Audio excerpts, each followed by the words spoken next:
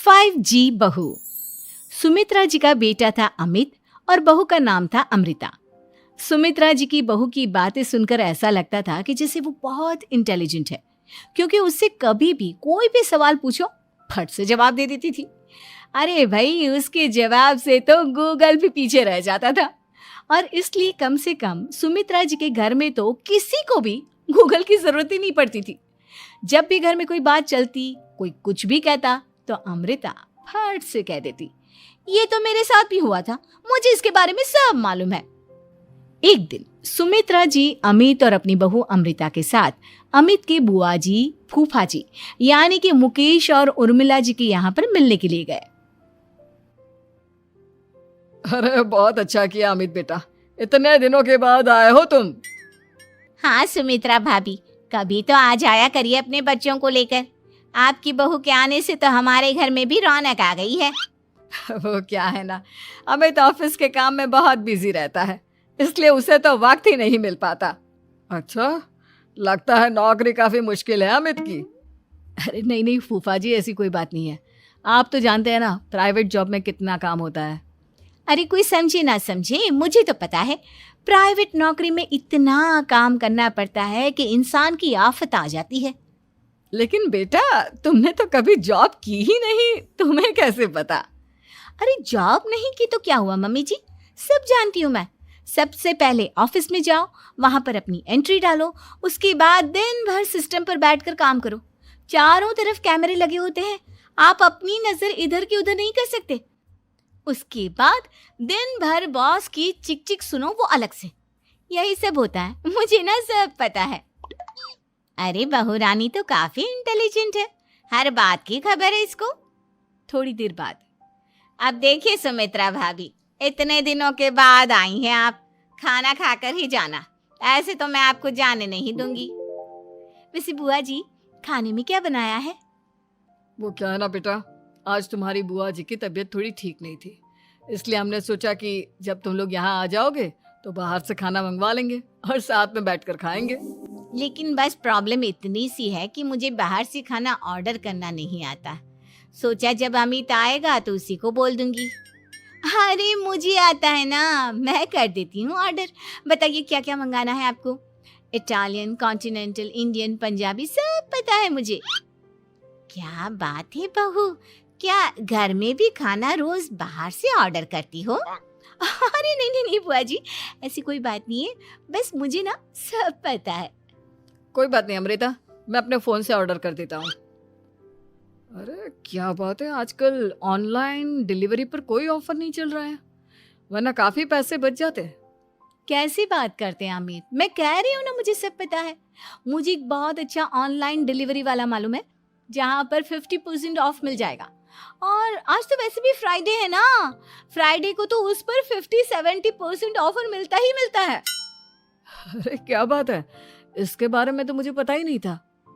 अरे बेटा, जिस चीज के बारे में किसी को पता नहीं होता, हमारी बहू को पता होता है। एक काम कर, तू उसी को ऑर्डर करने दे। क्या बात है अमृता बेटा, तुम तो बहुत इंटेलिजेंट हो, सब कुछ जानती हो। कुछ दिनों के बाद सुमित्रा जी की कुछ सहेलियां उनसे मिलने के लिए आती हैं। अरे सुमित्रा बहन कैसी हो, बहू कैसी है तुम्हारी? अरे पूछिए मत, बहुत इंटेलिजेंट है मेरी बहू, सब कुछ जानती है। क्या बात है, बहू के आने के बाद तो औरतें दुखी हो जाती है, लेकिन तुम तो बहुत खुश लग रही हो। वो क्या है ना, मेरी बहू है ही इतनी अच्छी। अरे तो बुलाओ ना, हमारे साथ बैठेगी, बातें करेंगी तो हमें भी अच्छा लगेगा। सुमित्रा जी अमृता को बाहर बुलाती हैं और उसके बाद सब लोग बातें करने लगते हैं। क्या बताऊं, कुछ दिनों से घुटनों में इतना दर्द हो रहा है कि चला भी नहीं जाता।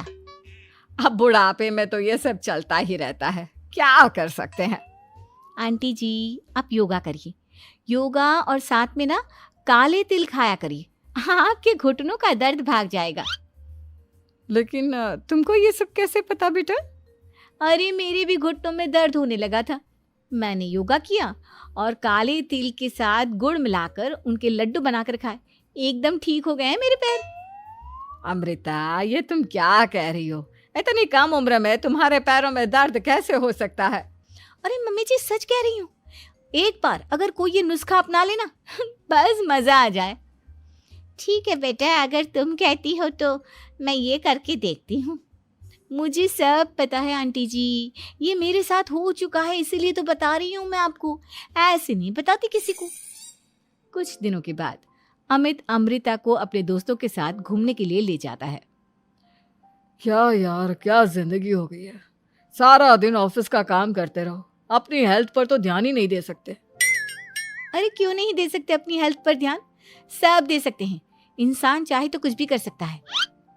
क्या बात है भाभी, आप इतनी श्योरिटी के साथ कैसे कह सकती हैं?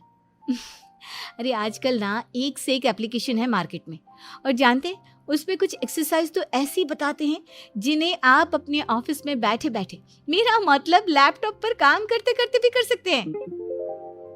अमृता, ऐसी एक्सरसाइज के बारे में तो मुझे भी नहीं पता था, तुम्हें कैसे मालूम? अरे मुझे सब पता है, हर चीज की खबर रखती हूँ मैं, जानते हैं ना आप। लेकिन ऐसी कौन सी एप्लीकेशन है और ऐसी कौन सी एक्सरसाइज है भाभी? एक मिनट, मैं आपको अपने मोबाइल में दिखाती हूँ। अरे वाकई में भाभी तो सही कह रही हैं। देखो यार, इसमें कितनी अच्छी एक्सरसाइज दिखाई गई है।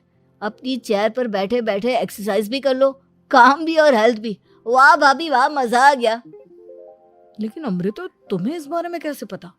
अब मेरे साथ जो चीज हो चुकी है उसके बारे में तो मुझे पता होगा ही ना अमित। मतलब तुम कब ऑफिस में काम करने गई जो तुमने ऑफिस करते करते एक्सरसाइज की? मैं जो किचन में काम करती हूँ अमित, घर के काम, वो किसी ऑफिस के काम से काम है क्या? बस मैं भी वो सब करते करते इनमें से कुछ एक्सरसाइज ट्राई कर लेती हूँ, इसीलिए मुझे सब पता है। सही है यार, तुम तो बहुत इंटेलिजेंट हो। कुछ दिनों के बाद ये क्या है? एक दोस्त ने मेरे साथ एक मजाक किया है, लेकिन समझ में ही नहीं आ रहा। अरे बेटा, तो अमृता से पूछ लेना, उसके पास कोई ना कोई जवाब जरूर होगा। ठीक कहती है मम्मी जी, मैं सब जानती हूँ। लेकिन अमृता, ये थोड़ा मुश्किल है, सोच लो। मेरे लिए कुछ भी मुश्किल नहीं, दुनिया की कोई भी पहेली हो मैं चुटकी में सॉल्व कर लेती हूँ। अच्छा ठीक है, देखो मेरे दोस्त ने मुझे एक खाली पेपर दिया है और कहा है कि इस पर उसने मेरे लिए कुछ मैसेज लिखा है। अब एक बात बताओ यार, खाली पेपर पर, I mean, जिस पर कुछ भी नहीं लिखा हुआ, उसे मैं कैसे पढ़कर बताऊं? अरे बस इतनी सी बात, इसे तो मैं चुटकियों में सॉल्व कर दूंगी अमित। लेकिन कैसे बहू? इस पेपर पर तो वाकई में कुछ नहीं लिखा हुआ, एकदम खाली पेपर है, कैसे, क्या पढ़ोगी तुम? अमित, एक छोटा सा काम करो, जल्दी से एक मोमबत्ती लेकर आओ। अरे बहू, पेपर में आग लगाने का इरादा है क्या? नहीं मम्मी जी, इस पेपर पर अमित के दोस्त का लिखा हुआ मैसेज पढ़ने का इरादा है। अमित कैंडल लेकर आता है। अब ना बस इस पेपर को धीरे धीरे कैंडल के ऊपर घुमाते रहो, देखना 2 ही मिनट में मैसेज आपकी आंखों के सामने होगा। अच्छा ठीक है, मैं ऐसा करके देखता हूँ।